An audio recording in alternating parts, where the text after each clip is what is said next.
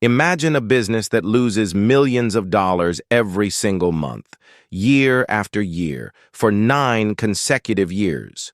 By all traditional laws of capitalism, any sane entrepreneur would have filed for bankruptcy, and furious investors would have fled the ship. But this company was different. Today, Amazon is an absolute titan, sitting comfortably with a market cap well north of $1 trillion. It dominates global infrastructure and dictates the rules of the market. But during its first decade, it looked like one of the biggest financial train wrecks in corporate history. So why didn't Wall Street run away? Why did Jeff Bezos keep burning billions of dollars on a project that everyone from top financial analysts to major magazines labeled a guaranteed failure? The truth is, Bezos was playing a completely different game, one that nobody else could see or understand. In this video, we are going behind the scenes of the most paradoxical business empire on the planet. You'll discover the exact mechanical reason why Amazon intentionally ran in the red for years, and how Bezos convinced the toughest sharks on Wall Street to bankroll his obsession. We'll break down the flywheel strategy that turned a tiny online bookstore into an absolute monopoly. And most importantly, we'll extract the brutal, counterintuitive lessons on long-term strategy that you can apply to your own career, investments, and business today. Let's rewind to 1994.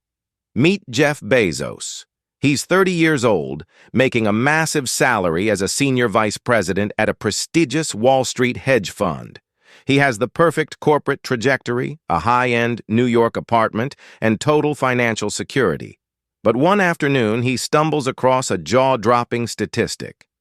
The World Wide Web is growing at a staggering rate of 2,300% per year. Right then, something clicks in his mind. Bezos decides to do what his peers call absolute career suicide.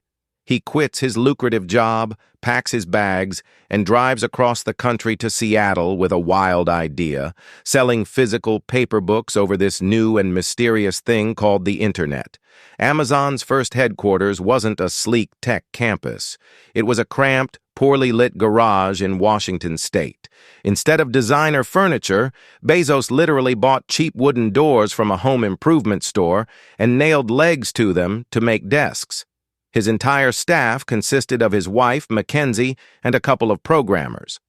Back then, the American public viewed the Internet with massive skepticism. Buying something online meant putting your credit card number into a mysterious web browser and praying your identity didn't get stolen.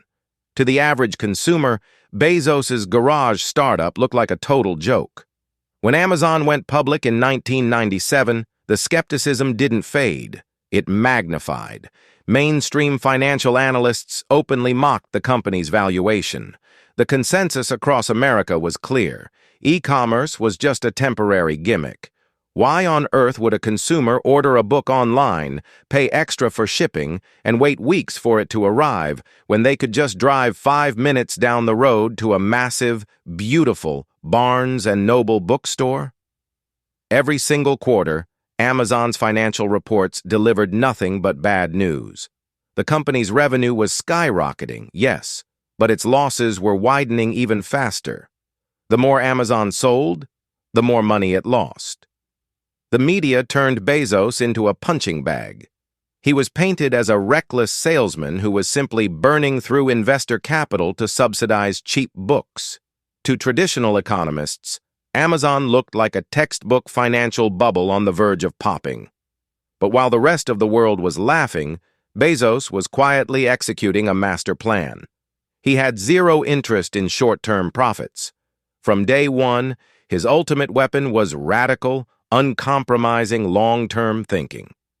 While other dot-com startups were throwing lavish launch parties, buying multi-million-dollar Super Bowl commercials, and bragging about early earnings, Bezos was taking every single dollar of revenue and immediately pouring it back into the company's infrastructure. Bezos often said that if you build a business around things that won't change in 10 years, you win. And what doesn't change? 10 years from now, consumers will still want lower prices, a massive selection, and hyper-fast delivery. So, Amazon didn't hoard cash or pay dividends.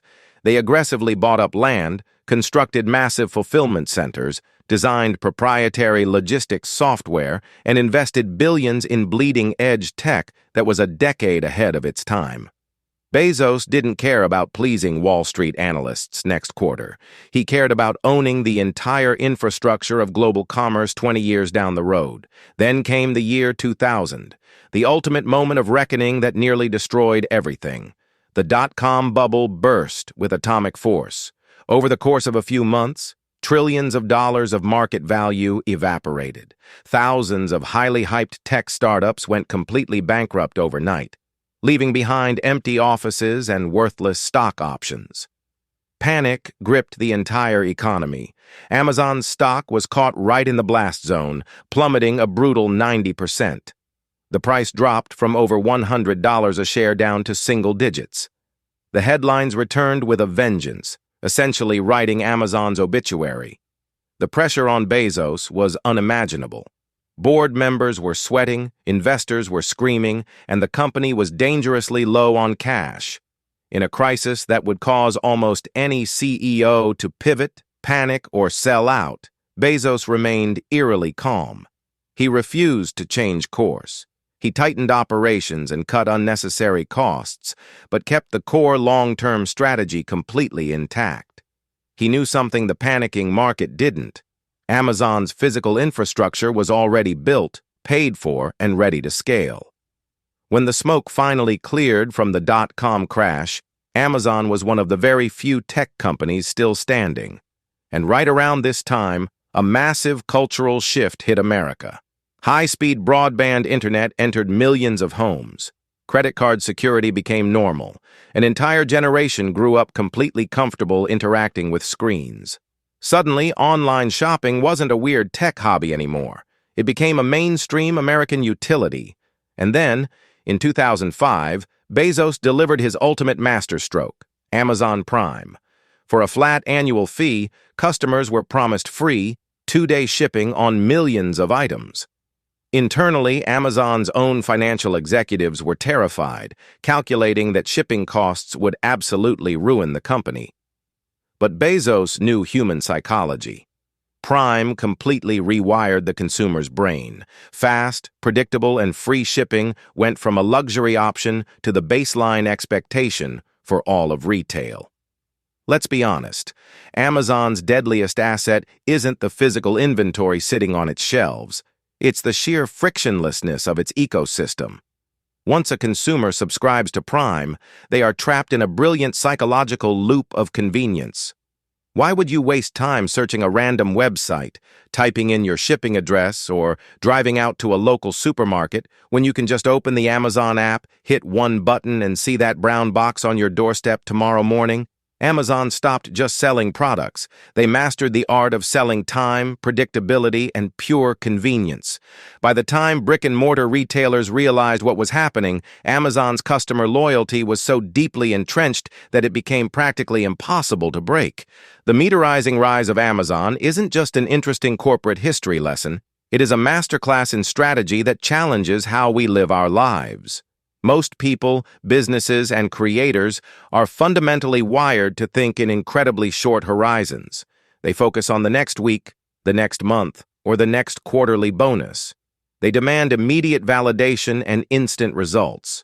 Jeff Bezos proved to the entire world that extreme patience is the ultimate competitive advantage. When you are willing to play a game on a 10-year horizon, you are automatically competing against a fraction of the population because almost everybody else gives up when things look tough in year 2 or 3.